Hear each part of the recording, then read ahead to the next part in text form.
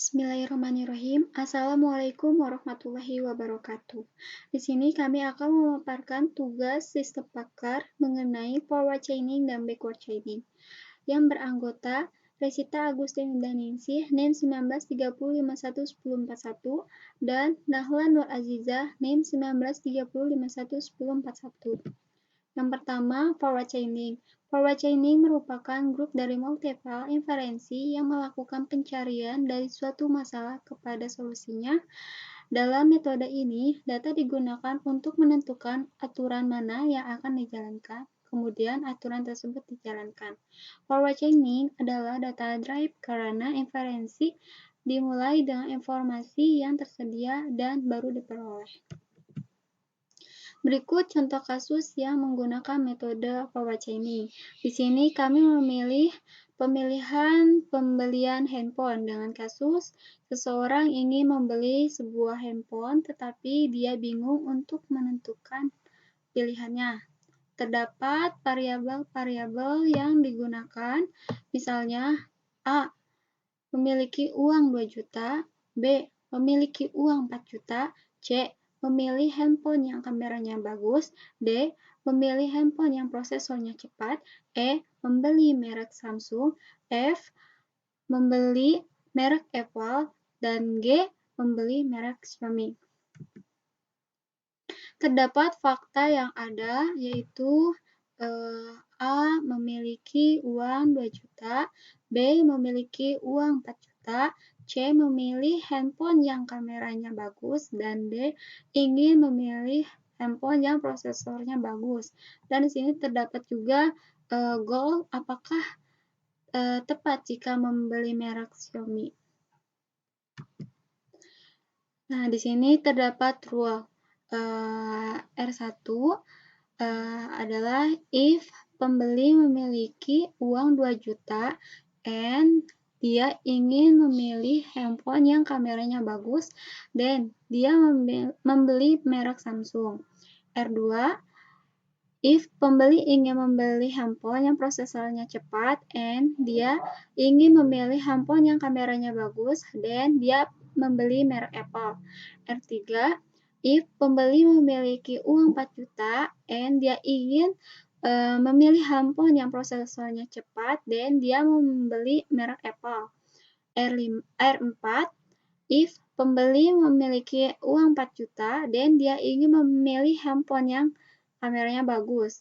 R5 if pembeli ingin memilih handphone yang prosesornya cepat dan dia membeli merek Xiaomi.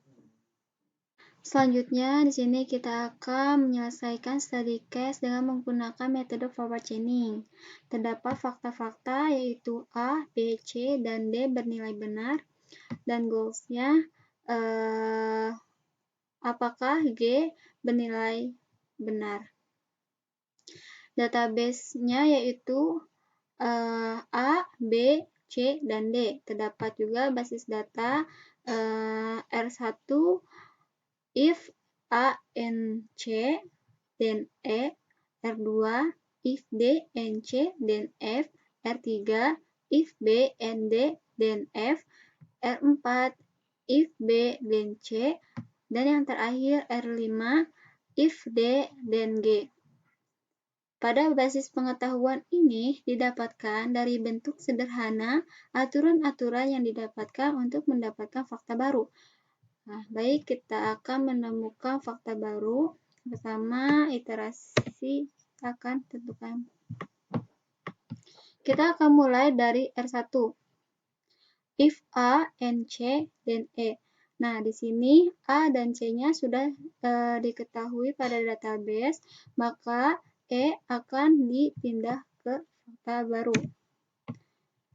dan akan diberi tanda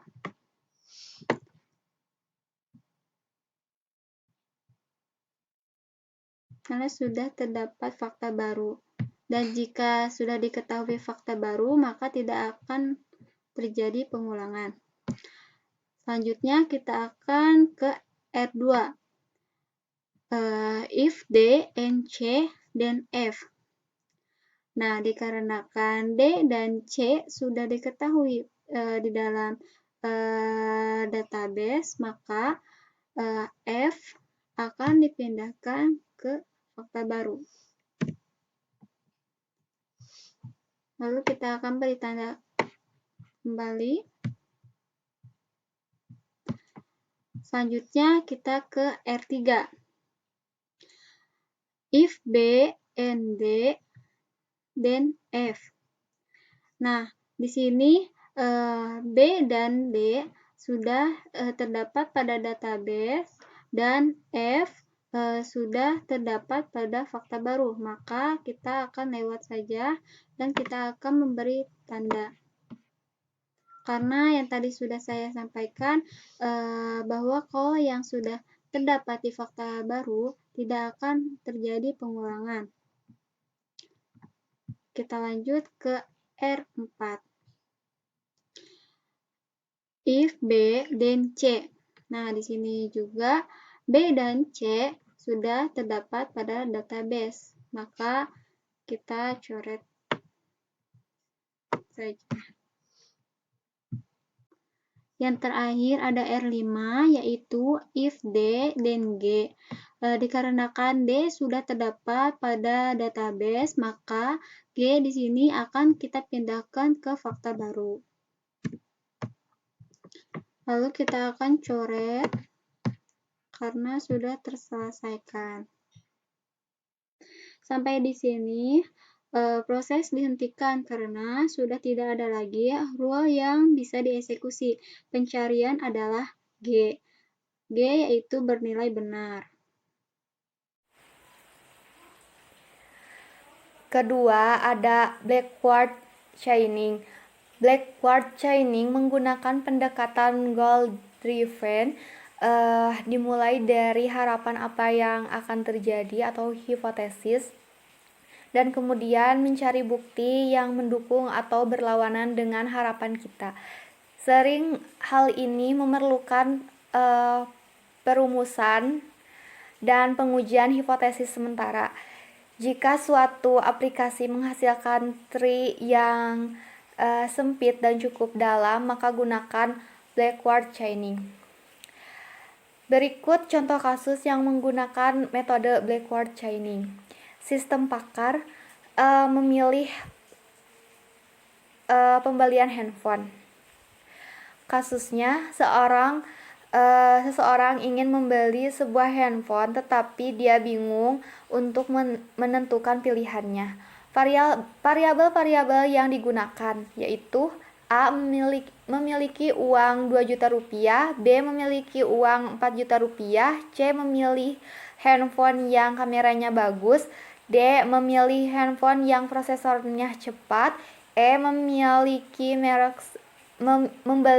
merek Samsung, F membeli merek Apple, G membeli merek Xiaomi. Fakta yang ada, B memiliki uang 4 juta rupiah dan C memilih handphone yang kameranya bagus. Goalnya yaitu apakah tepat jika membeli merek Xiaomi.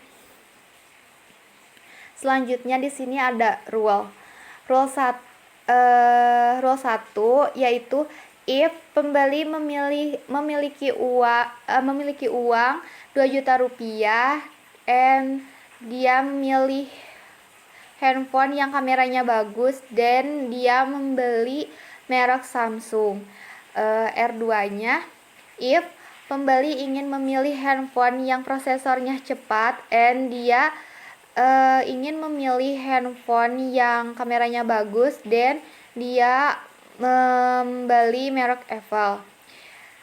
R3 if pembeli memiliki uang 4 juta rupiah and dia ingin membeli handphone yang prosesornya cepat dan dia membeli merek Apple.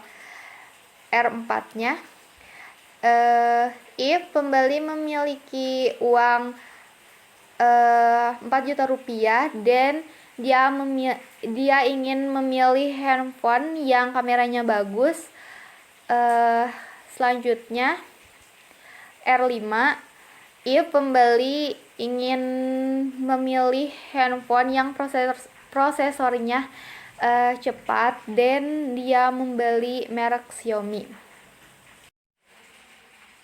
Untuk penyelesaiannya di sini terdapat fakta yaitu B dan C bernilai benar dan goalnya yaitu G bernilai benar.